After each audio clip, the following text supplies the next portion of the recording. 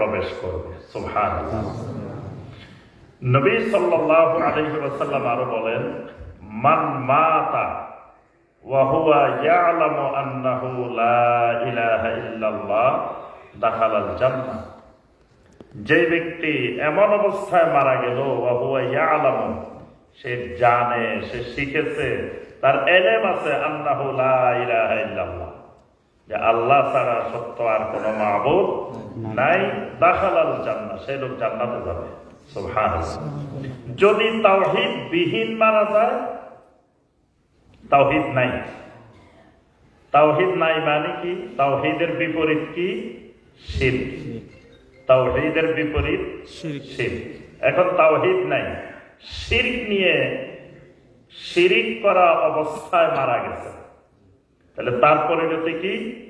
সূরা আল মাইদার ৭২ নম্বর আয়াতে কারিমা আল্লাহ রাব্বুল আলামিন বলেন, ইন্নাহু মান ইউশরিক বিল্লাহি ফাকাদ হাররামাল্লাহু আলাইহিল জান্নাহ ওয়া মাওয়াহুন নার। যে ব্যক্তি আল্লাহ রাব্বুল আলামিনের সাথে শিরিক করবে, ফাকাদ হাররামাল্লাহু আলাইহিল জান্নাহ, আল্লাহ রাব্বুল আলামিন তার উপরে জান্নাতকে হারাম করে দিবেন। ওয়া মাওয়াহুন নার, তার ঠিকানা, তার আশ্রয়স্থল হবে জাহান্নাম। নাউযুবিল্লাহ। তাহলে বোঝা যায় তাওহীদ সহকারে মৃত্যুবরণ করলে জান্নাত পাওয়া যাবে, তাওহীদ বিহীন মৃত্যুবরণ করলে, শিরিক করা অবস্থায় মৃত্যুবরণ করলে জাহান্নাম। তাহলে একজন মুমিনের কাছে সবচাইতে গুরুত্বপূর্ণ বিষয় হলো আল্লাহ রাব্বুল আলামিনের তাওহীদ। তা আমরা তাওহীদের আলোচনাটা আমাদের অল্প সময়ের মধ্যে করতে হবে, বিস্তারিত আলোচনার সুযোগ নেই। তো মূল কয়েকটি বিষয় আমরা আলোচনা করব ইনশাআল্লাহ। প্রথম বিষয় যে আল্লাহ রাব্বুল আলামিনকে বিশ্বাস করলেই কি ঈমানদার হওয়া যায়, যে আমার যদি তাওহীদ না থাকে? এটা হলো ১ নম্বর বিষয়। দ্বিতীয় বিষয়, তাওহীদের কিছু গুরুত্ব, কয়েকটি পয়েন্ট আমরা সংক্ষেপে বলবো। তৃতীয় বিষয়, তাওহীদ কাকে বলে? চতুর্থ বিষয়, তাওহীদ কত প্রকার? বাস এই কয়টা বিষয় আমরা একটু ধারণা দিব, বিস্তারিত আলোচনার সুযোগ নাই, কিন্তু পড়াশোনা করতে হবে আপনাদেরকে ইনশাআল্লাহ। কি আমরা রাজি আছি তো পড়ালেখা?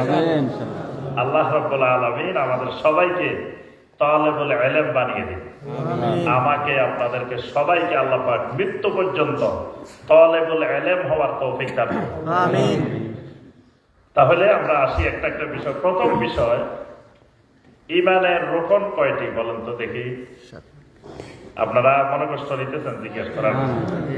এটা এলেমের মাজলিস, আমরা জিজ্ঞাসা করব, আলোচনা করব, কোনো লজ্জারও কিছু নাই, কোনো অসুবিধা নেই। ঈমানের রোকন কয়টি? ৫টি না ৬টি? ইসলামের হলো কয়টি? ৫টি। আর ঈমানের? হ্যাঁ, অনেক সময় প্যাচ লাগে যায়, ঈমানের কোনটা, ইসলামের কোনটা। তাহলে ঈমানের ৬টি রোকন। ৬টি রোকনের ১ নম্বর রোকন কি? আল ঈমানু বিল্লাহ, আল্লাহ রাব্বুল আলামিনের প্রতি ঈমান।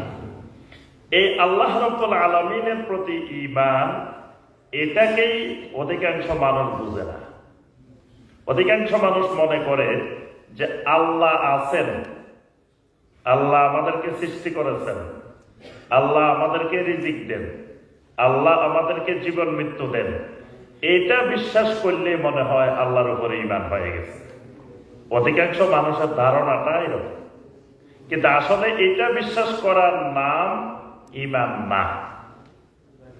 শুধুমাত্র এই জিনিসগুলো বিশ্বাস করার নাম ঈমান না। এই জিনিসগুলো আরবের মুশরিকেরাও বিশ্বাস করত। নবী সাল্লাল্লাহু আলাইহি ওয়াসাল্লামের সময় যে মুশরিকেরা ছিল, তারাও কিন্তু এগুলো বিশ্বাস করত, কিন্তু বিশ্বাস করার পরেও তারা ঈমানদার হইতে পারে না। আল্লাহ রাব্বুল আলামিন কোরআনে কারিমে অসংখ্য আয়াতে কারিমায় তাদের এই বিশ্বাসগুলোর কথা বলছেন। সূরা ইউনূসের ৩১ নম্বর আয়াতে কারিমা আল্লাহ রাব্বুল আলামিন এখানে কয়েকটা বিষয় বলছেন। কুল মান ইয়ারযুকুকুম মিনাস সামাই ওয়াল আরদ, তাদেরকে জিজ্ঞাসা করেন কে তোমাদেরকে আসমান থেকে জমিন থেকে রিজিক দেন। মুশরিকদেরকে জিজ্ঞাসা করেন আপনি যে তোমাদেরকে আসমান থেকে জমিন থেকে কে রিজিক দেন। তো মুশরিকেরা কি জবাব দিবে? ফাসায়াকুলুনা আল্লাহ, আমাদেরকে তো আল্লাহ রাব্বুল আলামিনই রিজিক দেন। তাহলে মুশরিক আল্লাহ রাব্বুল আলামিনকে রিজিক দাতা মানে। আম্মান ইয়ামলিকুস সামা ওয়াল আবসার, তাদেরকে জিজ্ঞাসা করেন কে তোমার শ্রবণ শক্তি দৃষ্টি শক্তির মালিক, কে এগুলোকে নিয়ন্ত্রণ করেন। ফাসায়াকুলুনা আল্লাহ, তারা বলবে আল্লাহ। ওয়া মান ইউখরিজুল হাইয়্যা মিনাল মাইয়্যিতি ওয়া ইউখরিজুল মাইয়্যিতা মিনাল হায়্য, কে জীবিত থেকে মৃতকে বাহির করেন, মৃত থেকে জীবিতকে বাহির করেন। ফাসায়াকুলুনা আল্লাহ, তারাও ছেড়ে বলবে আল্লাহ। ওয়া মান ইউদাব্বিরুল আমর, বলো দেখি কে সমগ্র বিশ্ব এই সমস্ত সৃষ্টি জগৎকে পরিচালনা করেন। ফাসায়াকুলুনা আল্লাহ, বলবে আল্লাহ। তাহলে আল্লাহকে রিজিক দাতা মানে, আল্লাহকে দৃষ্টি শক্তি শ্রবণ শক্তির নিয়ন্ত্রণকারী মানে, আল্লাহকে জীবন মৃত্যু দাতা মানে, আল্লাহকে সবকিছুর পরিচালনাকারী মানে, কিন্তু তারপরেও ইমানদার হইতে পারে না। মুশরিকদেরকে জিজ্ঞাসা করা হলো মান খালাকাকুম, বলো দেখি তোমাদেরকে কে সৃষ্টি করেছেন। লা ইয়াকুলুনা আল্লাহ, তারা বলে হ্যাঁ অবশ্যই আল্লাহ আমাদেরকে সৃষ্টি করেছেন। তাদেরকে জিজ্ঞাসা করা হলো মান খালাকাস সামাওয়াতি ওয়াল আরদ, কে আসমান জমিনকে সৃষ্টি করেছেন, তাও বলে কে আল্লাহ। তারা সাগরের মাঝখানে বিপদে পড়লে, যখন জাহাজে নৌযানে বিপদে পড়ে, আল্লাহ রাব্বুল আলামিনকে খালেস ভাবে ডাকে। ফাইদা রাকিবু ফিল ফুলকে দাআবুল্লাহ মুখলিসিনা লাহুদ্দিন, আল্লাহ পাক বলেন এরা যখন নৌযানে আরোহণ করে সাগরের মাঝখানে, তখন আল্লাহ রাব্বুল আলামিনকে একেবারে খালেস করে আল্লাহকে ডাকে। কিন্তু ফালাম্মা নাজ্জাহুম ইলাল বাররে ইযা হুম ইউশরিকুন, যখন আমি তাদেরকে উদ্ধার করে কিনারায় নিয়ে আসি, এরপরে আমি আল্লাহর সাথে আবার শিরিক করা শুরু করে। তাহলে সাগরের মাঝখানে এরা আল্লাহকেও ডাকে। এই মুশরিক গুলো প্রতি বছর হজ করত, বাইতুল্লাহ হজ করতো এরা। তা আল্লাহকে বিশ্বাস না করলে কি আল্লাহর ঘরের হজ করতো? আল্লাহকে বিশ্বাস করতো, এই জন্য আল্লাহর ঘরের হজও করতো। তালবিয়া পড়তো, কিন্তু তালবিয়া ইব্রাহিম আলাইহিস সালামের তালবিয়া তারা পরিবর্তন করে ফেলছে। ইব্রাহিম আলাইহিস সালামের তালবিয়া ছিল লাব্বাইক আল্লাহুম্মা লাব্বাইক লাব্বাইক লা শারীকা লাকা লাব্বাইক ইন্নাল হামদা ওয়ান নি'মাতা লাকা ওয়াল মুলক লা শারীকা লাক। এটা হলো ইব্রাহিম আলাইহিস সালামের তালবিয়া। আবু জাহেল আবু লাহাবরা এই তালবিয়াকে পরিবর্তন করছে। কেমনে করছে? লাব্বাইক আল্লাহুম্মা লাব্বাইক লাব্বাইক লা শারীকা লাকা, এই পর্যন্ত ঠিক আছে। এই পর্যন্ত যখন আসতো, নবী সাল্লাল্লাহু আলাইহি সাল্লাম তাদেরকে বলতেন কাদ কাদ, যথেষ্ট হয়েছে যথেষ্ট হয়েছে, থামো এবার, আর সামনে যাইও না। কিন্তু এরা সামনে গিয়ে কি বলতো? লাব্বাইক লা শারীকা লাকা ইল্লা শারীকান হুয়া লাকা তামলিকুহু ওয়া মা মালাক। পরের অংশ এরা নিজেরা বানাইছে। মানে এরা বলতো লাব্বাইক লা শারীকা লাক, আপনার কোনো শরীক নাই, তবে কথা আছে, তবে আছে। এই তবেটা তারা যুক্ত করছে। তবেটা কি? ইল্লা শারীকান হুয়া লাকা তামলিকুহু ওয়া মা মালাক, তবে ওই শরীক আমরা নির্ধারণ করেছি যে শরীককে আপনি কিছু মালিকানা দিয়ে দিয়েছেন।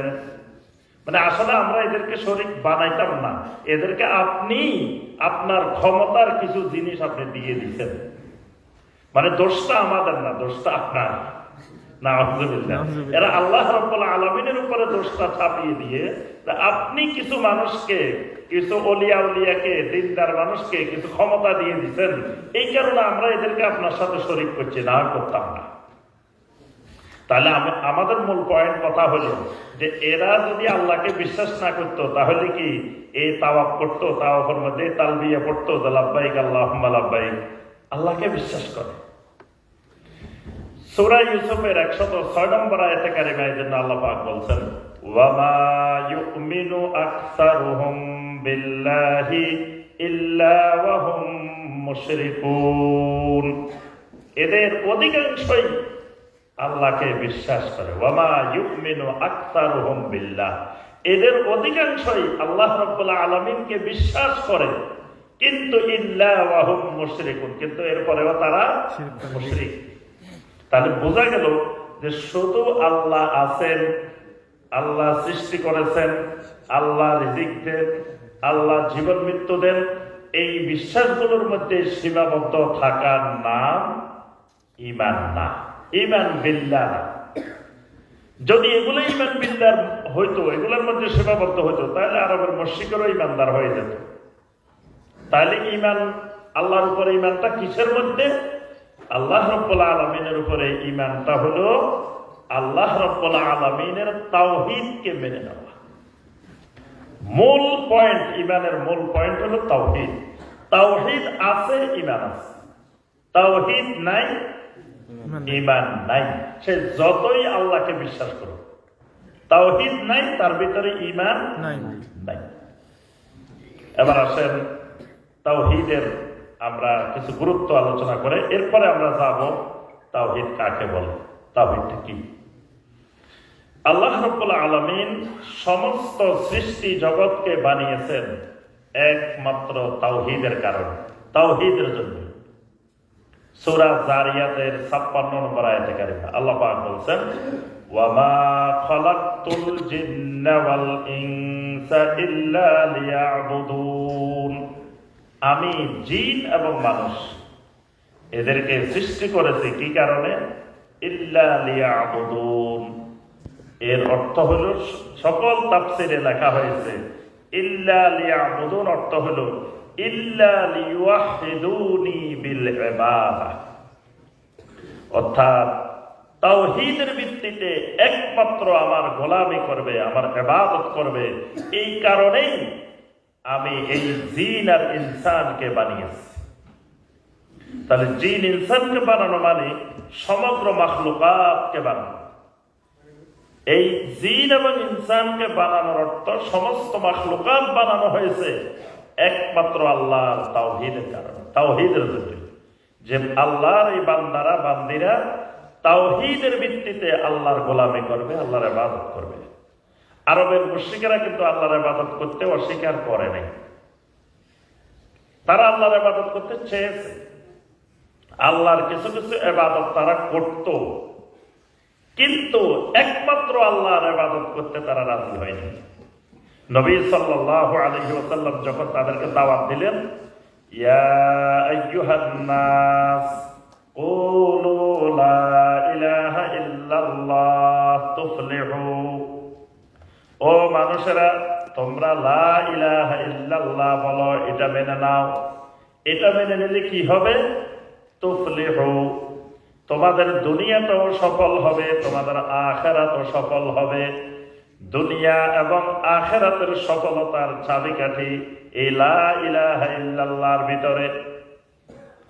আরবের মুশরিকেরা এই দাওয়াত পাওয়ার পরে তারা যে জবাবটা দিছে, আল্লাহ রাব্বুল আলামিন এই জবাবটা সূরা সাদের 5 নম্বর আয়াতে কারিমায় আল্লাহ পাক উল্লেখ করেছেন।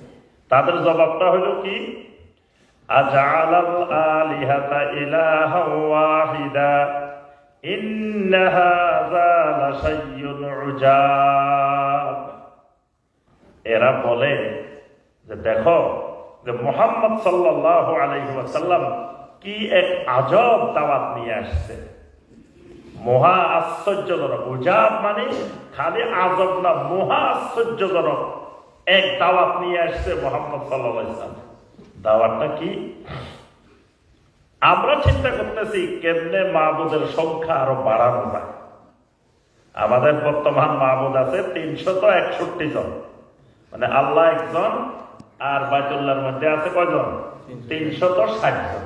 তাহলে 361 জন বর্তমানে আছে, কিন্তু আমরা শান্তিতে নাই, খুব অশান্তির মধ্যে আছি। তা আমরা চিন্তা করতেছি আরো কিভাবে মাহবুদ বাড়ানো যায়। মাহবুদ বাড়াইলেই আমাদের শান্তি আসতে পারে। কিন্তু মুহাম্মদুর রাসূলুল্লাহ সাল্লাল্লাহু আলাইহি ওয়াসাল্লাম এসে বলতেছেন মাহবুদ তো বাড়ানো যাবে না, বরং আমাদের সমস্ত মাহবুদকে ডিলিট করে দিয়ে, একেবারে মুছে দিয়ে একমাত্র আল্লাহ রাব্বুল আলামিনকে মাহবুদ বানানো। এটা কি আশ্চর্যজনক কথা। তো এটা আশ্চর্যজনক হলো কেমনে? তারা মনে করলো যে আমরা এই যে 360 জন আছে, এক একজনকে এক একটা দায়িত্ব ভাগ করে দিচ্ছি। কারো সন্তান হয় না, এই মাহবুদের দায়িত্ব দিচ্ছি, তার কাছে গেলে সন্তানের ব্যবস্থা করছি। কারো চাকরি বাকরি হয় না, তো এই মাহবুদের কাছে দিছি, এর কাছে গেলে চাকরি বাকরির ব্যবস্থা করে দিব। কারো বিয়ে শাদী হইতেছে না, তো ওই মাহবুদের কাছে গেলে বিয়ে শাদীর ব্যবস্থা হবে। কারো নিজেকে কষ্ট করতেছে, ওই মাহবুদের কাছে গেলে সেইটা সমাধান করব। তাহলে আল্লাহর দায়িত্ব কমাই আমরা 360 জনকে ভাগ করে দিচ্ছি। এখন মুহাম্মদ সাল্লাল্লাহু আলাইহি ওয়াসাল্লাম এসে বলতেছেন যে এদের কোনো দায়িত্ব দেওয়া যাবে না, সব দায়িত্ব আল্লাহর উপরে দিতে হবে। তা এখন মুশরিকদের কথা যে আল্লাহ এত কিছু এককভাবে কেমনে সামলাবে, নাউযুবিল্লাহ। মানে এরা আল্লাহর দায়িত্ব কমাইতে যায় শিরিক করতেছে, যে আল্লাহকে দায়িত্ব মুক্ত করতেছে। এজন্য দেখবেন যারা আজকের জামানায় শিরিক করে তারা আল্লাহর কাছে কিছু রাখে না, আল্লাহর দায়িত্ব কমাই ফেলে। এজন্য বলে কি যে আল্লাহর দন রাসূলকে দিয়ে আল্লাহ গেছেন গায়েব হয়ে যায়। রাসূলের দন খাজায় পাইয়া শুয়ে আছেন আজমিরে, কেউ ফিরে না খালি হাতে, গেলে খাজার দরবারে। মানে এরা আল্লাহর কাছেও কোনো ধন রাখে নাই, রাসূলের কাছেও রাখে নাই, সব নিয়ে গেছে কোন জায়গায়? আজমিরে। তাহলে আল্লাহর কাছেও যাওয়ার দরকার নাই, রাসূলের কাছে যাওয়ার দরকার নাই, আজমির গেলেই সব পাওয়া যাবে। নাউযুবিল্লাহ। ওই জামানার মুশরিকেরাও আল্লাহকে দায়িত্ব দিতে চাচ্ছে না, যে আল্লাহ একটু হালকা থাক। সব দায়িত্ব ওই 360 জনকে ভাগ করে দিয়েছে। এখন নবী সাল্লাল্লাহু আলাইহি ওয়াসাল্লাম বলছেন যে এদেরকে কোনো দায়িত্ব দেওয়া যাবে না, সকল দায়িত্ব সকল ক্ষমতা একমাত্র আল্লাহ রাব্বুল আলামিনের। তো এই দাওয়াতটা তাদের কাছে আশ্চর্যজনক মনে হচ্ছে যে এটা কেমন কথা। যদি ধরেন আমাদের বাংলাদেশে বর্তমানে 20-21 জন উপদেষ্টা, এখন প্রধান উপদেষ্টা বললেন যে আমাদের কোনো উপদেষ্টা লাগবে না, আমি এককভাবে সব পরিচালনা করব, বা কোনো ডিসিএসপিরও দরকার নাই, সব আমি এককভাবে পরিচালনা করব। তখন আমরা দুশ্চিন্তায় পড়ে যাবো না যে এমনি আমরা শান্তিতে নাই, আরো যদি সব দায়িত্ব একজনের কাছে যায় তা আমাদের অশান্তি তো আরো বেড়ে যাবে। এখন আরবের মুশরিকেরা নবী সাল্লাল্লাহু আলাইহি ওয়াসাল্লামের দাওয়াতের পরে তারা এই মহা দুশ্চিন্তার কারণে তারা আল্লাহ রাব্বুল আলামিনকে একক মাবুদ হিসেবে মেনে নিতে পারতেছে না। এই কারণে আল্লাহ পাক কোরআনে কারীমে কয়েক জায়গায় বলছেন ওয়ামা কাদারুল্লাহ হাক্কা কাদরিহি। আল্লাহ রাব্বুল আলামিনের ক্ষমতা সম্পর্কে আল্লাহ রাব্বুল আলামিনের যথাযোগ্য ক্ষমতা মর্যাদা এরা নিরূপণ করতে পারে না, মানে আল্লাহকে চিনতে পারে না। এই কারণে ঈমানের প্রথম মূলনীতি, প্রথম উসুল মা'রিফাতুর রব আযজা ওয়া জাল। রবকে চিনা, রবকে জানা, রবকে বুঝা, রব সম্পর্কে জ্ঞান অর্জন করা, এটা সবার আগে ফরজ। এজন্য কবরে 1 নম্বর প্রশ্ন হলো মা রব্বুকা, রবের জ্ঞান। তাহলে আমরা তাওহীদের গুরুত্ব সম্পর্কে আলোচনা করছিলাম যে 1 নম্বর গুরুত্ব, আল্লাহ রাব্বুল আলামিন সমস্ত মাখলুকাত সৃষ্টি করেছেন ইল্লা লিওয়াহিদুনি বিল ইবাদা, যে বান্দা একমাত্র তাওহীদের ভিত্তিতে আল্লাহর গোলামি করবে। আল্লাহ রাব্বুল আলামিন প্রত্যেক বান্দার ফিতরতের ভিতরে তাওহীদ দিয়ে দিয়েছেন।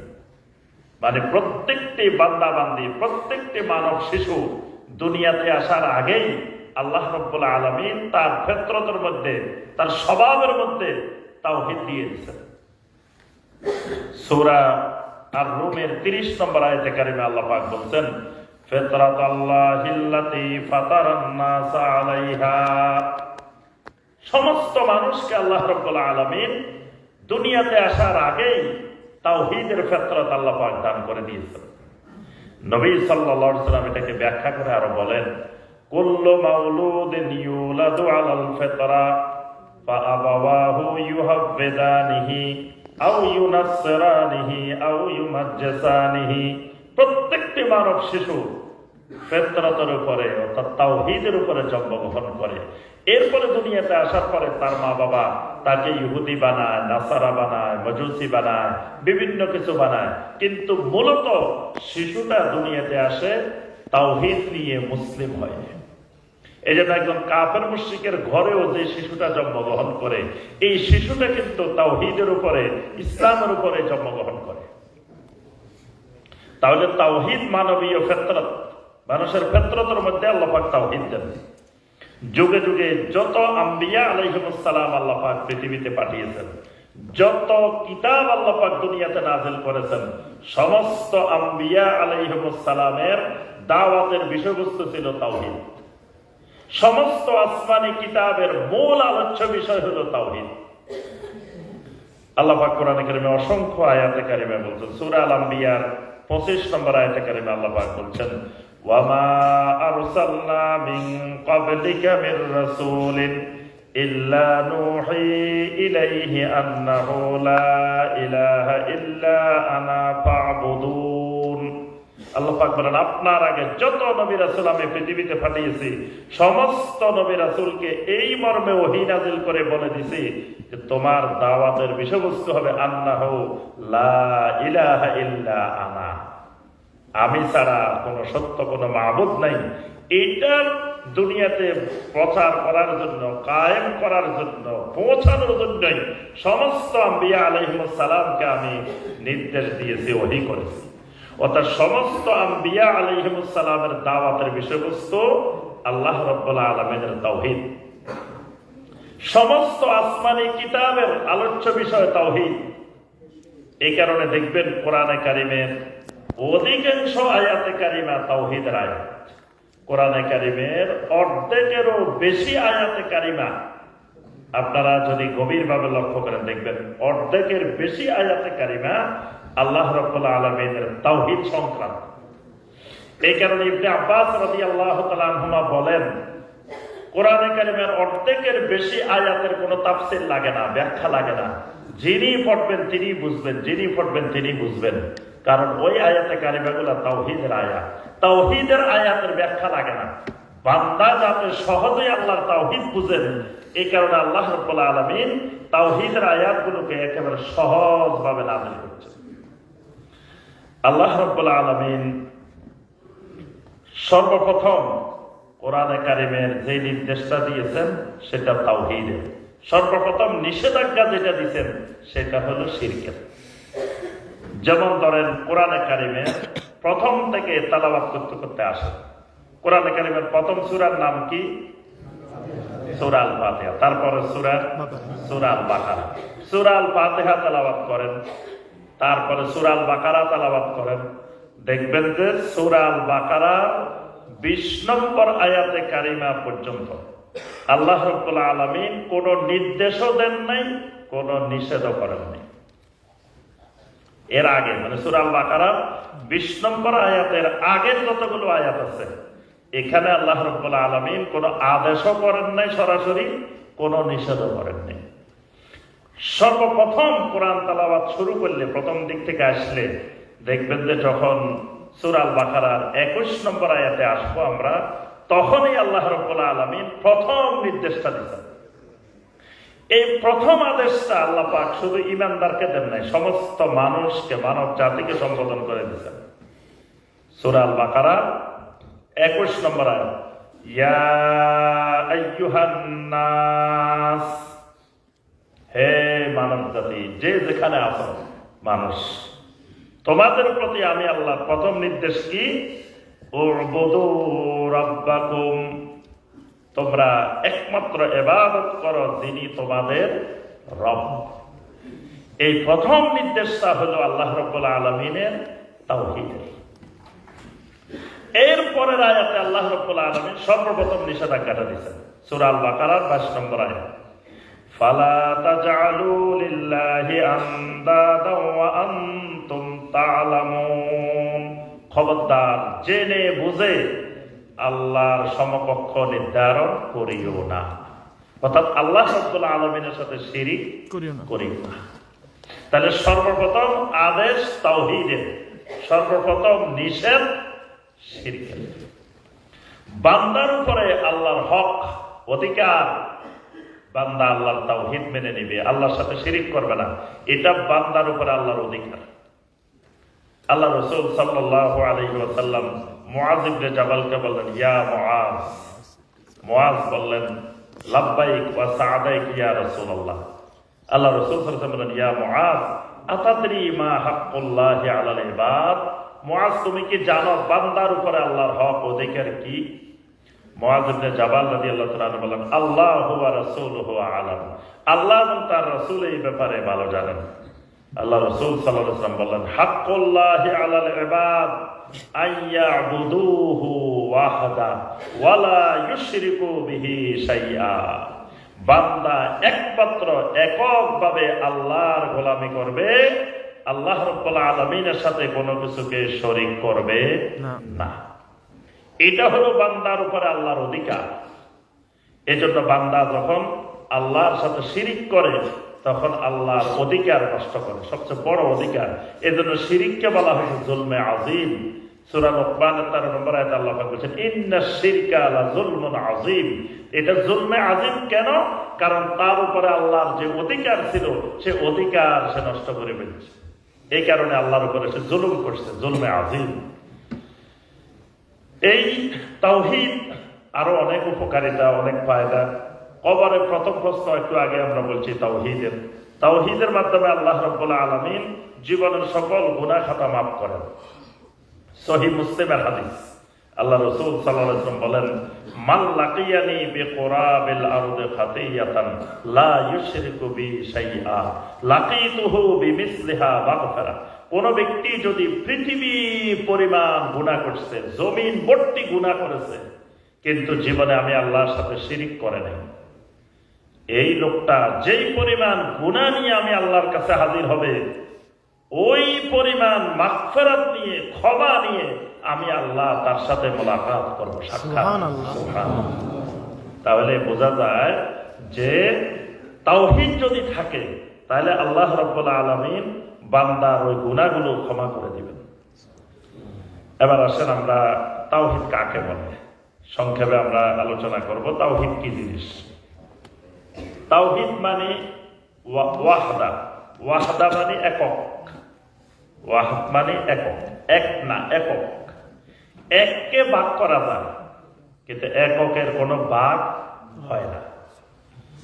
এই জন্য আমরা ঈমান আনার সময় যে কালেমা পড়ে আমরা ঈমান আনি, আশহাদু আল্লা ইলাহা ইল্লাল্লাহু ওয়াহদাহু লা শারীকা লাহু ওয়া আশহাদু আন্না মুহাম্মাদান আবদুহু ওয়া রাসূলুহু। এখানে আমরা প্রথম অংশে আল্লাহর উপরে ঈমান আনার সময় ঘোষণা দিই ওয়াহদাহু লা শারীকা লাহু, যে আল্লাহ রাব্বুল আলামিনের উপরে, যে আল্লাহর উপরে আমি ঈমান আনলাম, যে আল্লাহকে একমাত্র মাবুদ বানিয়ে নিলাম, তিনি ওয়াহদাহু, তিনি একক মালিকানাধীন। এখন আসেন একক কি কি জিনিসের মালিক? একক বলতে কি বোঝানো হয়? একক বলতে আমাদেরকে সহজে মোট 5টি পয়েন্ট মনে রাখলে আল্লাহ রাব্বুল আলামিনের এককত্বের, ওয়াহদার বিষয়গুলো এর মধ্যে চলে আসবে। এই জন্য আহলুল ইলমগণ পুরা কোরআনে কারীম এবং নবী সাল্লাল্লাহু আলাইহি ওয়াসাল্লামের সুন্নাহকে গবেষণা করে দেখেছেন যে 5টি বিষয় নিয়ে আসলে মোটামুটি আল্লাহ রাব্বুল আলামিনের এককত্বের সব বিষয়ের মধ্যে চলে আসে। কি কি ক্ষেত্রে? 1 নম্বরে খালক, 2 নম্বরে মুলক, 3 নম্বরে তাকবীর, 4 নম্বর আল আসমা ওয়াস সিফাত, 5 নম্বর ইবাদা। জিনিস কয়টা?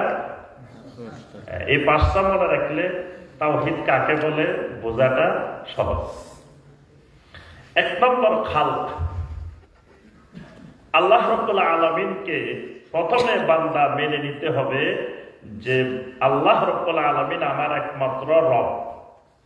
মানে আল্লাহর উপরে ঈমানটা, তাওহীদটা শুরু হবে রব দিয়ে।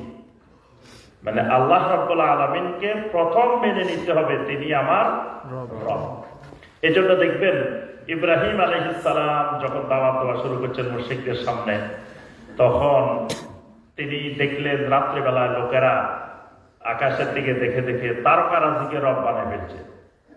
ফালাম্মা জান্না আলাইহিল লাইলু রাআ কাওকাবা ক্বালা হাযা রাব্বি। দেখেন তো আকাশের তারকারাজিকে তারা রব মনে করতেছে। ইব্রাহিম আলাইহিস সালাম অপেক্ষা করলেন, বললেন দেখি তারা কি করে। কতক্ষণ পরে নক্ষত্রগুলো একটা একটা ঢুকে যেতেছে। তখন ইব্রাহিম আলাইহিস সালাম ঘোষণা দিলেন, লা উহিব্বুল আফিলিন। মানে যেই নক্ষত্র নিজের অস্তিত্ব নিজে ধরে রাখতে পারে না, সেটা কোনোদিন তোমাদের রব হইতে পারে না। মানে হাতে কলমে দেখাই দিলেন সরাসরি যে এটা নিজের অস্তিত্বই নিজে ধরে রাখতে পারে না, এটা তোমাদের রব হয় কেমন করে। কতক্ষণ পরে দেখলেন চাঁদ উঠেছে। কিছু মানুষ এসে বলতেছে হাযা রাব্বি, চাঁদ এটাই আমাদের রব। কতক্ষণ পরে চাঁদও ডুবে গেছে। তখন ইব্রাহিম আলাইহিস সালাম বললেন, লা ইল্লাম ইয়াহদিনি রাব্বি লা আকুনান্না মিনাল কওমিদ দাল্লিন। যদি আমার রব আমাকে হেদায়েত না দিতেন তা আমিও তো এরকম দাল্লিন হওয়ার, অন্তর্ভুক্ত হওয়ার সম্ভাবনা ছিল। অর্থাৎ চাঁদও নিজের অস্তিত্ব নিজে ধরে রাখতে পারে না, এটাও রব হইতে পারে না। আচ্ছা, এবার কতক্ষণ পরে সূর্য উঠছে সকালবেলায়। এবার লোকেরা এসে বলতেছে হাযা রাব্বি হাযা আকবার, সবচাইতে বড় রব চলে আসছে আমাদের। তখন কতক্ষণ পরে সূর্য সন্ধ্যার সময় ডুবে গেছে। তখন ইব্রাহিম আলাইহিস সালাম বললেন, ইয়া কওমি ইন্নী বারিউম মিম্মা তুশরিকুন। ও আমার কওম, যে জিনিসকে নিয়ে তোমরা শিরিক করছিলে আমি এগুলা থেকে মুক্ত। অর্থাৎ সূর্য রব হইতে পারে না। এখন নমরুদ বলতেছে আমি রব, নমরুদ দাবি করতেছে আমি রব। ইব্রাহিম আলাইহিস সালাম বললেন তুমি রব হইছো কেমনে? তখন নমরুদ আচ্ছা বলে যে তোমার যে রব, সেই রব কি কি কাজ করে আমাকে একটু বলো। তো ইব্রাহিম আলাইহিস সালাম বললেন, রব্বি আল্লাযী ইউহয়ী ওয়া ইউমীত। আমার রব তো জীবন দেন আর মৃত্যু দেন। তখন নমরুদ বলে, আনা উহয়ী ওয়া উমীত। আরে এটা কি খালি তোমার রব পারে? এটা তো আমিও পারি। আমিও জীবন দিতে পারি, আমিও মৃত্যু দিতে পারি। আমি চাইলে একটা লোকের মৃত্যুদণ্ড হয়েছে, আমি তার মাফ করে দিলাম, তাহলে সে জীবন দিয়ে দিলাম। চাইলে একজনকে এনে মারি ফেলতে পারি, তাহলে মৃত্যু দিয়ে দিলাম। তো এই ক্ষমতা তো আমারও আছে। এবার ইব্রাহিম আলাইহিস সালাম বললেন, শোনো তাহলে আরেকটা কাজ করো, ফাইন্নাল্লাহা ইয়াতি বিশ-শামসি মিনাল মাশরিকি ফাতি বিহা মিনাল মাগরিব। যে আমার রব তো প্রতিদিন সূর্যটাকে পূর্ব দিক থেকে আনে, তুমিও যদি রব হও তুমি একটু পশ্চিম দিক থেকে এনে দেখাই দাও। হঠাৎ ইব্রাহিম আলাইহিস সালাম যখন এই কথা বলে উঠছেন, ফাবহিতাল্লাযী কাফার, এই লোক হতভম্ব হয়ে গেছে। মানে কি জবাব দিবে এটাই আর বুঝতে পারছে না। এতক্ষণ তো রব দাবি করছে। মুসা আলাইহিস সালাম তার জনপদের মানুষকে, মানে ইসরায়েলকে রবের দাওয়াত দিচ্ছেন, আল্লাহকে রব মানার জন্য। ফেরাউন বলে আনা রাব্বুকুমুল আ'লা, আমি তো রব, আমি তো সবচেয়ে বড় রব।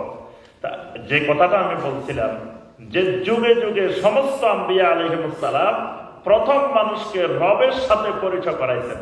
তাহলে আল্লাহকে মানার প্রথম বিষয় হলো আল্লাহকে রব হিসাবে মেনে নেওয়া। ইন্নাল্লাযীনা ক্বালু রাব্বুনাল্লাহ সুম্মা ইসতাকামু, প্রথমে বান্দা ঘোষণা দিবে রব্বুনাল্লাহ, যে আমার রব একমাত্র আল্লাহ। এই রব ঘোষণা দিতে হলে 1 নম্বরে আল্লাহকে যেটা মানতে হবে সেটা হলো খালক। মানে যত সৃষ্টি আছে সমস্ত সৃষ্টি একমাত্র আল্লাহ, সমস্ত সৃষ্টি একমাত্র আল্লাহ। আমিও আল্লাহর আপনিও আল্লাহর, জমিনে যত মাখলুকাত আছে সমস্ত মাখলুকাত একমাত্র আল্লাহ, খালি আল্লাহ না, একমাত্র আল্লাহর। আলা লাহুল খালকু ওয়াল আমরু তাবারাকাল্লাহু রাব্বুল আলামিন। সূরা আল-আরাফের 54 নম্বর আয়াত। আল্লাহ পাক বলেন আলা লাহুল খালক, জেনে রাখো যত সৃষ্টি আছে সমস্ত সৃষ্টি একমাত্র তার। আর সৃষ্টি যেহেতু একমাত্র তার, এই সৃষ্টির উপরে আদেশ, হুকুম, আইন তাও চলবে একমাত্র আল্লাহ। এই আল্লাহকে, সৃষ্টি আল্লাহ, হুকুম মানবো আল্লাহ, এটা মেনে নেওয়ার নাম তাবারাকাল্লাহু রাব্বুল আলামিন, মানে আল্লাহকে রব হিসাবে মেনে নেওয়া। কোরআনে কারিমের যত জায়গায় আল্লাহ পাক নিজেকে রবের পরিচয় দিয়েছেন, 1 নম্বর পরিচয় দিয়েছেন সৃষ্টি দিয়ে। সাব্বিহ ইসমা রাব্বিকাল আ'লা, তোমার সুমহান রব যিনি, তার নামের তাসবিহ পড়ো। তো সুমহান রবকে আল্লাহ। আল্লাযী খালাকা ফাসাওয়া, যিনি সৃষ্টি করেছেন। আল্লাযী খালাকা, রবের প্রথম পরিচয় আল্লাহ বলছেন আল্লাযী খালাকা, যিনি সৃষ্টি করেছেন। ইয়া আইয়ুহাল ইনসানু মা গাররাকা বিরাব্বিকাল কারীম, ও মানুষেরা, তোমাদেরকে কোন জিনিস তোমার রব্বে কারীমের ব্যাপারে ধোঁকায় ফেলে দিয়েছে? রব্বে কারীমের সাথে কোন জিনিস তোমাকে বিচ্ছিন্ন করে দিয়েছে? এখন আমার রব্বে কারীম কে? এরপরে আল্লাহ পাক পরিচয় দিচ্ছেন রব্বে কারীম হলো আল্লাযী খালাকাকা ফাসাওয়াকা ফাআদালাক ফি আইয়ি সূরাতিন মা শাআ রাক্কাবাক। আল্লাযী খালাকাকা, যিনি তোমাকে সৃষ্টি করেছেন। এইভাবে দেখুন পুরা কোরআনে কারীম জুড়ে আল্লাহ পাক রবের প্রথম পরিচয় দিয়েছেন খালক, সৃষ্টি। তাহলে আমরা প্রথম নম্বরে আল্লাহ রাব্বুল আলামিনকে মেনে নিতে হবে যে যত সৃষ্টি দেখি আর না দেখি সব কিছুর মালিকানা একমাত্র আল্লাহ। আল্লাহ। এটা হলো প্রথম তাওহীদের 1 নম্বর বিষয়। এবার 2 নম্বর পয়েন্ট আসেন মুলক। মুলক মানে মালিকানা, ক্ষমতা, মালিকানা। এই যত মালিকানা আছে সমস্ত মালিকানা একমাত্র আল্লাহ। আল্লাহ। এই জন্য কোরআনে কারিমে একটা সূরা আছে, সূরা আল মুলক। নবী সাল্লাল্লাহু আলাইহি ওয়াসাল্লাম প্রতিদিন রাত্রে ঘুমানোর আগে সূরা আল মুলক এবং সূরা আস-সাজদা তেলাওয়াত করে ঘুমাইতেন। সুবহানাল্লাহ। সূরা আল মুলকের আরো অনেক ফজিলত। এখানে আল্লাহ পাক ঘোষণা দিয়েছেন তাবারাকাল্লাযী বিয়াদিহিল মুলক, বরকতময় আল্লাহ তিনি যার হাতে সমস্ত মালিকানা। কুলিল্লাহুম্মা মালিকাল মুলক, বলুন হে আল্লাহ আপনি মালিকাল মুলক, সমস্ত মালিকানার মালিক। তাহলে সমস্ত কিছুর মালিকানা কার হাতে? আল্লাহর হাতে। একমাত্র আল্লাহ। তাহলে আমার মালিকানা কার হাতে? আল্লাহর হাতে। আমার সম্পদের মালিকানা আল্লাহর হাতে। তাহলে আমার যদি কোনো অসুখ হয়, রোগ ব্যাধি হয়, এটা ভালো করার মালিকানা কার হাতে? আল্লাহ। আমার সন্তান সন্ততি হইতেছে না, সন্তান সন্ততি দেওয়ার মালিকানা কার হাতে? আল্লাহর। দেওয়ার মালিকানাও আল্লাহর হাতে, না দেওয়ার মালিকানাও আল্লাহর হাতে। একমাত্র আল্লাহ রাব্বুল আলামিনের হাতে। তাহলে এই মালিকানার যাররা পরিমাণ কাউকে দেওয়া যাবে না। দিলেই তখন তাওহীদ নষ্ট হয়, দিলেই তখন শিরিক হয়। যেমন শিরিকের একটা মাধ্যম, মানুষ মনে করে যে এই সমস্ত ওলিয়া উলিয়াদের কাছে চাইলে যে এরা কিছু দিতে পারে, এদের দেওয়ার ক্ষমতা আছে। এই যে দেওয়ার ক্ষমতা আছে, মালিকানা আছে, এই আল্লাহর মালিকানা যাররা পরিমাণ এদেরকে দেওয়ার নাম হলো শিরক। এটাই তাওহীদ নষ্ট হয়। মালিকানা সব কিছু একমাত্র আল্লাহ, শাফাআতের মালিকানা একমাত্র আল্লাহ। যুগে যুগে মুশরিকেরা শিরিক করত, বিভিন্ন ওলিয়া উলিয়া দিনদার মানুষকে শাফাআতের মালিকানা মনে করে বসে থাকত। তারা বলতো ওয়ায়াকুলুনা হাউলাই শুফাআউনা ইনদাল্লাহ, এরা তো আল্লাহর কাছে আমাদেরকে সুপারিশ করবে, শাফাআত করবে। আল্লাহ পাক বলেন কুল লিল্লাহিশ শাফাআতু জামিআ, রাসূল আপনি জানিয়ে দেন সমস্ত শাফাআতের একমাত্র মালিকানা আল্লাহ। তারপরে আপনার বান্দার যা কিছু দরকার, এই সব কিছুর মালিকানা একমাত্র আল্লাহ রাব্বুল আলামিনের হাতে। কাউকে আল্লাহ রাব্বুল আলামিন যাররা পরিমাণ মালিকানাও দেন নাই।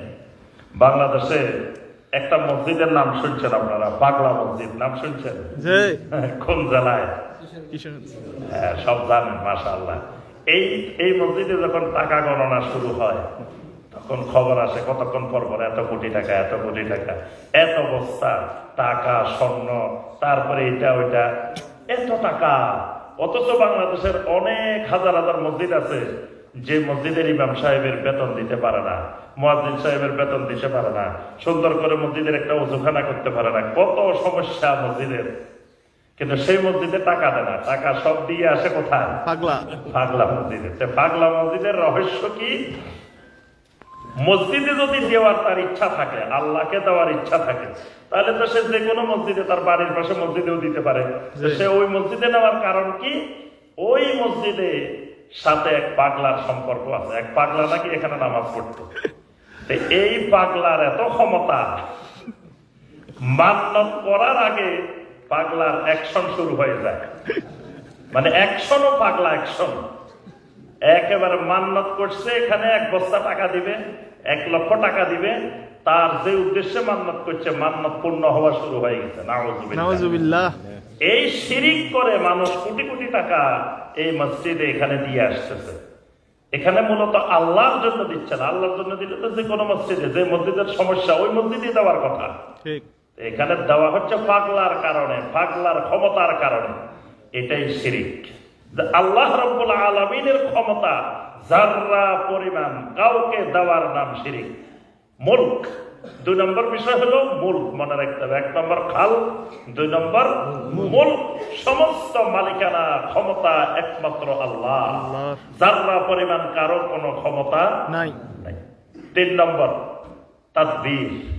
তাদবীর মানে পরিচালনা। আল্লাহ রাব্বুল আলামিন সৃষ্টি করেছেন সবকিছু, মালিকও আল্লাহ। তো আল্লাহ পরিচালনা করার জন্য কাউকে দায়িত্ব দেন না। সৃষ্টি সব আল্লাহর একমাত্র, মালিকানাও একমাত্র আল্লাহর, পরিচালনাও করেন একমাত্র আল্লাহ রাব্বুল আলামিন। অর্থাৎ আল্লাহ পাক নিজে পরিচালনা করতে পারতেছেন না, এজন্য কিছু লোক নিয়োগ করছেন, বা পিএস নিয়োগ করছেন, এপিএস নিয়োগ করছেন, বা কুতুব নিয়োগ করছেন, এটা নিয়োগ করছেন, ওটা নিয়োগ করছেন। এইরকম নিয়োগ আল্লাহ পাক কাউকে দেন নাই। এই শিরিকের একটা বড় পয়েন্ট তাদবীর। মানুষ মনে করে আল্লাহ এককভাবে পরিচালনা করে না, সব এগুলো পরিচালনার জন্য আল্লাহর প্রশাসনকে বিভিন্নভাবে সাজাইছেন। মানে আল্লাহ আরো কিছু লোককে প্রশাসনের দায়িত্ব পালনের জন্য নিয়োগ দিচ্ছেন। তখন মনে করে এই যেহেতু আল্লাহর প্রশাসনের লোক, তাহলে এরে কিছু নজরানা দিলে, মান্নত করলে, এই খুশি হইলে আল্লাহ খুশি হবে, বা এর মাধ্যমে আল্লাহ থেকে কিছু আদায় করা যাবে।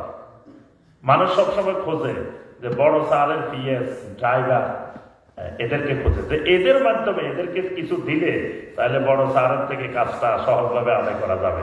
তো শিরিককারীরা মনে করে যে এরা যেহেতু আল্লাহর প্রশাসনের লোক, তাহলে এদেরকে ধরলে, এদেরকে কিছু দিলে, এদেরকে সাজদা করলে, এদেরকে কোনো কিছু ইবাদত করলে, এরা খুশি হইলে তাহলে জিনিসটা আল্লাহর কাছ থেকে আমাকে আদায় করে দিতে পারবে। এই তাদবীর পরিচালনাও একমাত্র আল্লাহ, এককভাবে আল্লাহ রাব্বুল আলামিন পরিচালনা করেন। তাহলে সংক্ষিপ্ত কথা, সৃষ্টি একমাত্র আল্লাহর, মালিকানা একমাত্র আল্লাহ, পরিচালনাও একমাত্র আল্লাহ। এবার আসেন, যে আল্লাহ এই সব সৃষ্টি করেছেন, আবার যে আল্লাহ সমস্ত সৃষ্টির একমাত্র মালিক, যে আল্লাহ সবকিছুকে এককভাবে পরিচালনা করেন, এই আল্লাহ রাব্বুল আলামিন সুন্দর। আল্লাহ কেমন? সুন্দর। ইন্নাল্লাহ জামিল। নবী সাল্লাল্লাহু আলাইহি ওয়াসাল্লাম বলেন, আমার আল্লাহ সুন্দর। আল্লাহ যে সুন্দর কেমনে বোঝা যায়? আল্লাহর সমস্ত সৃষ্টি সুন্দর। আল্লাহর যত সৃষ্টি আছে সমস্ত সৃষ্টি সুন্দর। সব সুন্দরের মধ্যে মহা সুন্দর। লাকাদ খালাকনাল ইনসানা ফি আহসানি তাকবীম। মানুষকে, ইনসানকে আমি সবচাইতে সুন্দর আহসান গঠনে আমি আল্লাহ সৃষ্টি করেছি। সুবহানাল্লাহ। সমস্ত মাখলুকাত সুন্দর, তবে তার ভিতরে সবচাইতে অধিক সুন্দর, বেশি সুন্দর ইনসান। সুবহানাল্লাহ। সুবহানাল্লাহ। তাহলে যে আল্লাহ এত সুন্দর ইনসান বানাইছেন, সে আল্লাহ রাব্বুল আলামিন কেমন সুন্দর, এবং এই যে সৌন্দর্যটা দিচ্ছেন, এই সৌন্দর্যটা আল্লাহ রাব্বুল আলামিন কারো থেকে পরামর্শ নিয়ে দেন নাই যে আমি যে সুন্দর একটা মাখলুক বানাইতেছি মানুষ, এর নাকটা কোন জায়গায় দিলে সুন্দর দেখা যাবে। আল্লাহ পাক আগে দরপত্র দেন নাই যে দেখি কে তোমরা একটু পরামর্শ দাও যে কোন জায়গা দিয়ে নাকটা দিলে সুন্দর দেখা যাবে, কোন জায়গায় কানগুলো দিলে সুন্দর দেখা যাবে, কোন জায়গায় চোখগুলো দিলে সুন্দর দেখা যাবে, কোন জায়গায় কোন জিনিসটা দিতে হবে। আল্লাহ পাক কারো থেকে পরামর্শ এককভাবে আল্লাহ রাব্বুল আলামিন এই সুন্দর মাখলুক বানাইছেন। সুবহানাল্লাহ। এজন্য আমাদের ওই আল্লাহ, যে আল্লাহর উপরে আমরা তাওহীদের আলোচনা করতেছি, এই আল্লাহর যতগুলো নাম আছে নামগুলো সুন্দর। ওয়ালিল্লাহিল আসমাউল হুসনা ফাদউহু বিহা। আল্লাহর অনেকগুলো সুন্দর সুন্দর নাম, আসমাউল হুসনা। অসুন্দর কোন নাম আল্লাহর নাই। সুবহানাল্লাহ। তা আহলুল ইলমেরা বলেন আল্লাহ রাব্বুল আলামিন কিছু কাজ করেন কিন্তু আল্লাহর নাম রাখেন নাই, কারণ ওই নামটা সুন্দর দেখা যায় না, এই জন্য আল্লাহ নাম রাখেন নাই। যেমন আল্লাহ পাক বলেছেন ওয়ায়ামকুরুনা ওয়ায়ামকুরুল্লাহ ওয়াল্লাহু খায়রুল মাকিরিন। ষড়যন্ত্রকারীরা আল্লাহর বিরুদ্ধে, দ্বীনের বিরুদ্ধে ষড়যন্ত্র করে, আল্লাহ পাক সেই ষড়যন্ত্র প্রতিহত করেন। এই যে ষড়যন্ত্র প্রতিহত করা, এটা আল্লাহর কাজ, কিন্তু আল্লাহর নাম কিন্তু মাকের নাই, যে আল্লাহ ষড়যন্ত্র প্রতিহতকারী, এটা নাই, কারণ এই নামটা সুন্দর দেখা যায় না, এই জন্য আল্লাহ নিজের নাম রাখেন না। আল্লাহ পাকের যত নাম আছে সব নাম হুসনা, সুন্দর। আল্লাহর নাম কয়টা? 99 না, 99টা না। আল্লাহ রাব্বুল আলামিনের নাম অসংখ্য, অগণিত। তন্মধ্যে 99টা আল্লাহ রাব্বুল আলামিন আমাদেরকে জানাইছেন, বাকিগুলো জানান নাই। বাকিগুলো জানাইলে অসুবিধা কি? আমাদের মেমোরি কার্ড ছোট্ট, এই মেমোরি কার্ডে সবগুলো জানাইলে এখানে জায়গা হবে না। তা আল্লাহ পাক আমাদেরকে যতটুকু জানানোর দরকার ঠিক ততটুকু জানাইছেন, এর থেকে বেশি জানান নাই। এই নামগুলো খালি আল্লাহ এই জন্য দেন নাই যে বান্দা নাম এগুলো দিয়ে তাবিজ লিখে লিখে দোকানের মধ্যে, ঘরের মধ্যে, বাড়ির মধ্যে লটকে রাখবে। বাংলাদেশে এই কাজ করে। আল্লাহ রাব্বুল আলামিন নাম এগুলো দিচ্ছেন কি জন্য? মান আহসাহা দাখালাল জান্নাহ। যে ব্যক্তি আল্লাহর এই নামগুলোকে সংরক্ষণ করবে সে জান্নাতে যাবে। সুবহানাল্লাহ। নামগুলোকে সংরক্ষণ কেমনে করবে? প্রথমে নাম এগুলোর অর্থ বুঝতে হবে। এই নামের সাথে আল্লাহর অনেকগুলো ক্ষমতা আছে, এই ক্ষমতাগুলো বুঝতে হবে। এই নামের সাথে আল্লাহর যেই যেই সিফাতগুলো যুক্ত, সেগুলো ধরে ধরে আল্লাহকে ডাকতে হবে, দোয়া করতে হবে, তাহলে এই লোকটা জান্নাতে যাবে। তাহলে আল্লাহর নামগুলো কি সুন্দর।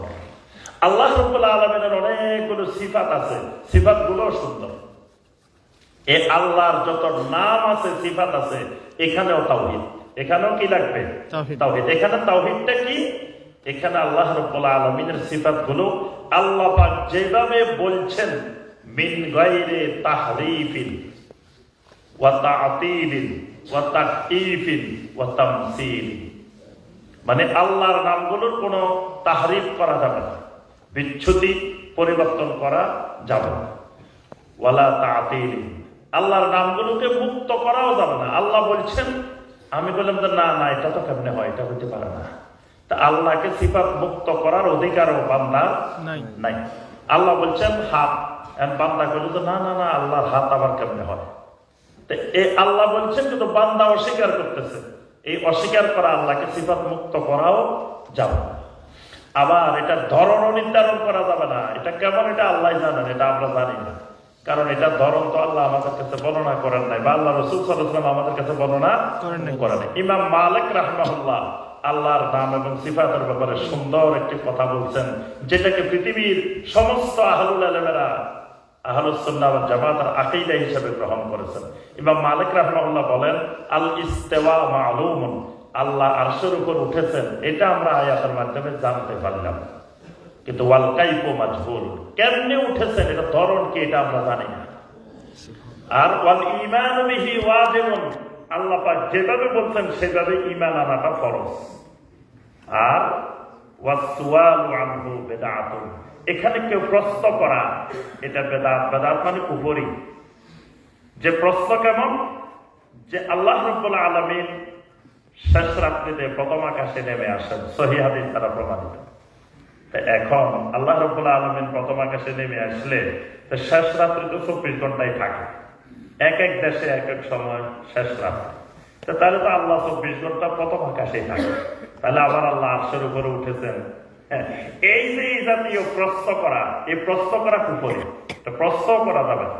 কোরআনে কারিমে যেভাবে আসছে, নবী সাল্লাল্লাহু আলাইহি ওয়াসাল্লামের সহিহ হাদিসে যেভাবে আসছে, হুবহু কোন প্রকারের বাড়তি কমতি ব্যাখ্যা বিশ্লেষণ ছাড়া মূল কাজ হলো আমাদের এটার উপরে ঈমান আনা। এটাও তাওহীদ।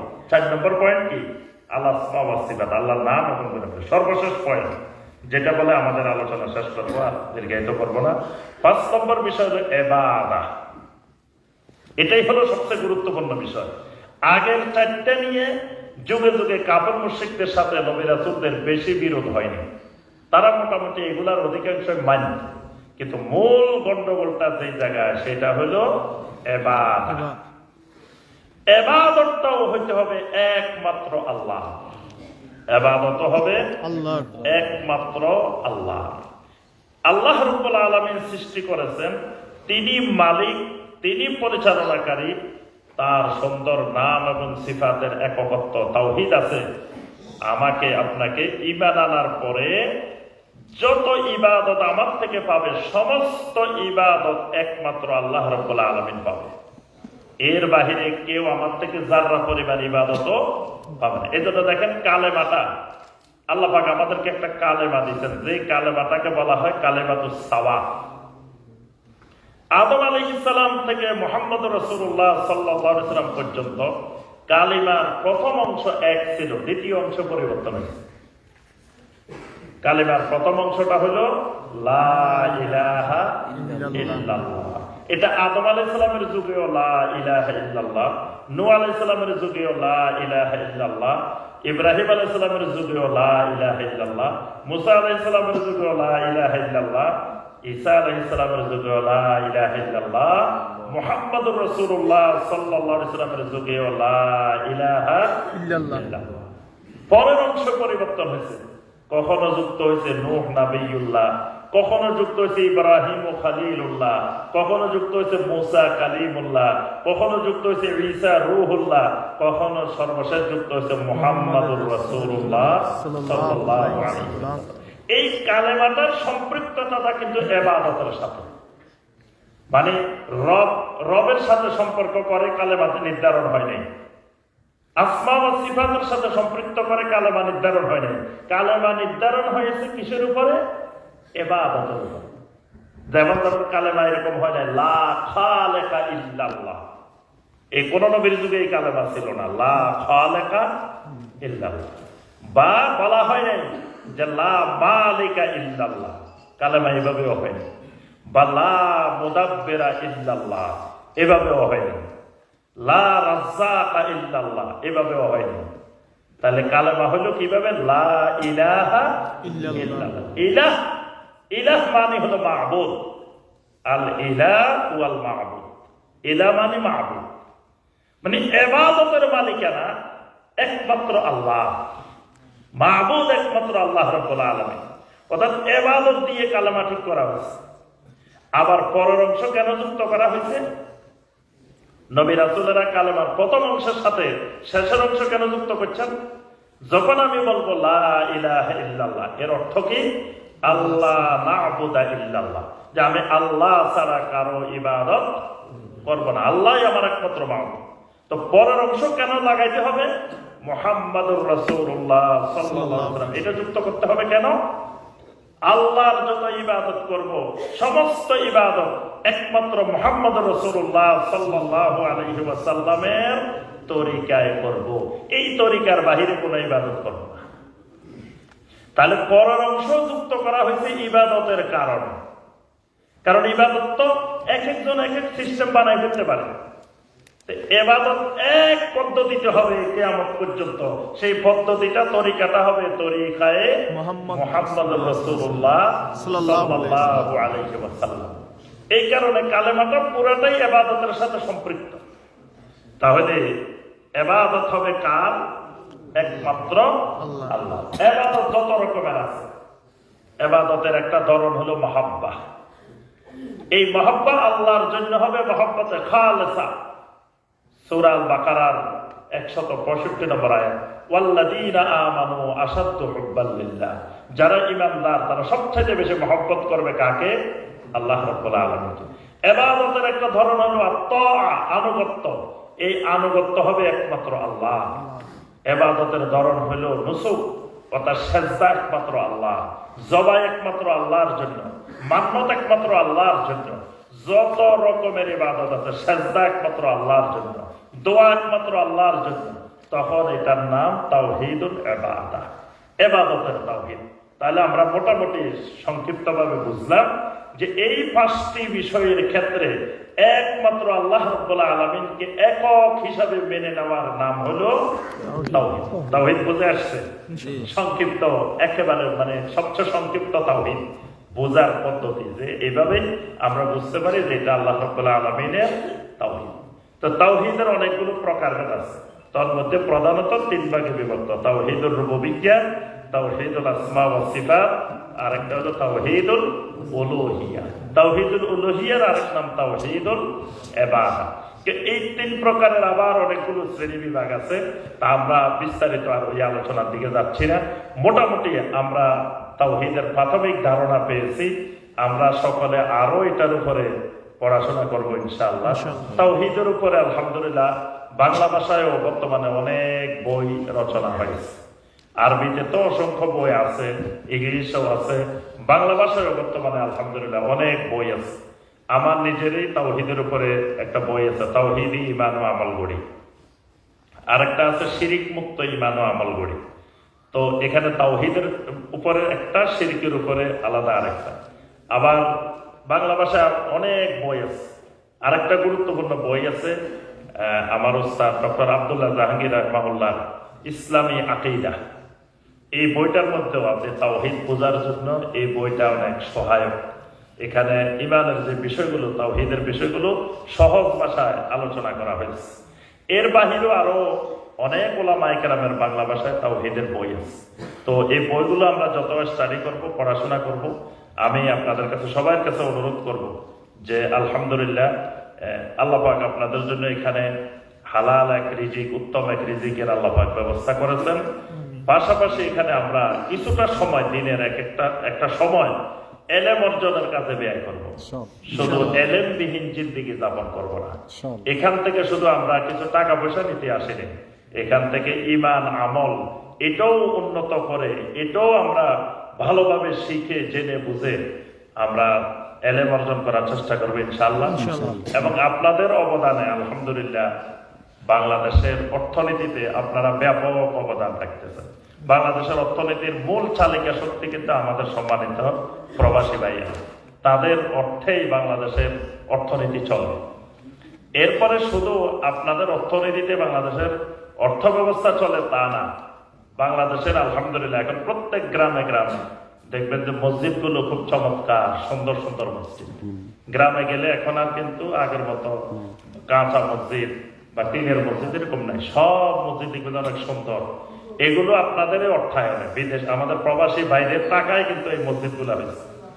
তারপরে হাজার হাজার মাদ্রাসা চলতেছে, এই মাদ্রাসার অর্থগুলো কিন্তু আপনাদের থেকে যাচ্ছে, আপনাদের অর্থায়নে ওখানে মাদ্রাসা চলে। আলহামদুলিল্লাহ হাজার হাজার ওয়াজ মাহফিল হয়। এই ওয়াজ মাহফিল গুলো কিন্তু বেশিরভাগই এর অর্থের যোগানদাতা কিন্তু আপনারাই। আলহামদুলিল্লাহ আপনাদের অর্থায়নে আমাদের দেশের ইসলামী শিক্ষা ব্যবস্থা, তারপরে ওয়াজ মাহফিল বলেন, মসজিদ বলেন, মাদ্রাসা বলেন, দ্বীনি প্রতিষ্ঠানগুলো আলহামদুলিল্লাহ শক্তিশালী হইতেছে। এটা আল্লাহর বড় নিয়ামত।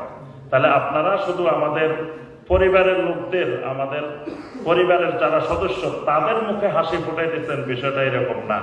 আপনাদের মাধ্যমে আলহামদুলিল্লাহ আমাদের দেশে ইসলাম ঈমানও আরো শক্তিশালী হইতেছে, জিন্দা হইতেছে আলহামদুলিল্লাহ। তো এই ধারা অব্যাহত রাখবেন এবং এই ধারার ক্ষেত্রে আলহামদুলিল্লাহ এই দেশে যতটুকু এলেম চর্চার সুযোগ আপনারা পান, যে এই যে কালচারাল সেন্টার, আজকে যে সেন্টারের আন্ডারে প্রোগ্রাম হচ্ছে, এরকম বিভিন্ন জায়গায় জায়গায় যখন প্রোগ্রাম হয়, হালাকা হয়, মসজিদ হয়, সেখানে আমরা উপস্থিত হওয়ার চেষ্টা করব, থাকার চেষ্টা করব। আর বর্তমানে অনলাইনের যুগ, আলহামদুলিল্লাহ আপনি অনলাইনে পৃথিবীর যে কোনো দেশের যে কোনো আলেমের সাথে আলোচনার সাথে আপনি সম্পৃক্ত হওয়া সহজ। ইউটিউবে আলেমদের হাজার হাজার বক্তব্য আছে। তবে এলেম নেওয়ার আগে খুব সতর্কতার সাথে এলেম নিতে হবে। এলেম কিন্তু দিন, এলেম ইমানের সাথে সম্পৃক্ত বিষয়। এই জন্য সবার থেকে গড়ে এলেম নেওয়া যাবে না। কেউ কেউ বলেন যে আমি সবার গুলা শুনি, যেটা ভালো সেটা নিব, যেটা ভালো না সেটা নিব না। তা আপনি যদি কোনটা ভালো কোনটা খারাপ বুঝতেন, তাহলে তো আপনি আর ওয়াজ শোনা লাগতো না, ওয়াজ করতে পারতেন না। যেহেতু আপনি বুঝতেছেন না, আপনার কাছে তো সবগুলোই ভালো মনে হবে। যারা জিকির করতেছে নাচি নাচি, ওইটাও তো আপনার কাছে দেখতে সুন্দর দেখা যাবে। কি সুন্দর শান গাইতেছে, কি সুন্দর নাচি নাচি জিকির করতেছে, মনে হবে যে বাস্তবতা ভালো। কি সুন্দর বিভিন্ন বেদাতি ইবাদত করতেছে, আপনার কাছে দেখতে তো সুন্দর মনে হবে। এই কারণে এলেম নেওয়ার ক্ষেত্রে আকীদা মানহাজ বুঝে শুনে তারপরে আমাদেরকে এলেম নিতে হবে। তবে দাওয়াতের ক্ষেত্রে সবার আগে তাওহীদের দাওয়াত দিয়ে শুরু করতে হবে। তাওহীদটা নিজে বুঝতে হবে এবং আমাদের দেশে পরিবার পরিজন যারা থাকে তাদের কাছেও তাওহীদ পৌঁছানোর দায়িত্ব আমাদের সবাই। আল্লাহ রাব্বুল আলামিন আমাদের সবাইকে তাওহীদকে জানার, তাওহীদকে বুঝার, তাওহীদের উপরে মৃত্যু পর্যন্ত ইস্তেকামত থাকার আল্লাহ রাব্বুল আলামিন তৌফিক দান করুন। আল্লাহ রাব্বুল আলামিন আজকের এই মজলিসকে কবুল ও মঞ্জুর করেন। আল্লাহ রাব্বুল আলামিন এই প্রোগ্রামে আমাদের সংক্ষিপ্ত যা আলোচনা হয়েছে আমাদেরকে আমল করার তৌফিক দান করুন। আল্লাহ রাব্বুল আলামিন আপনাদেরকে ইলমের মধ্যে, আমলের মধ্যে, হায়াতের মধ্যে, রিজিকের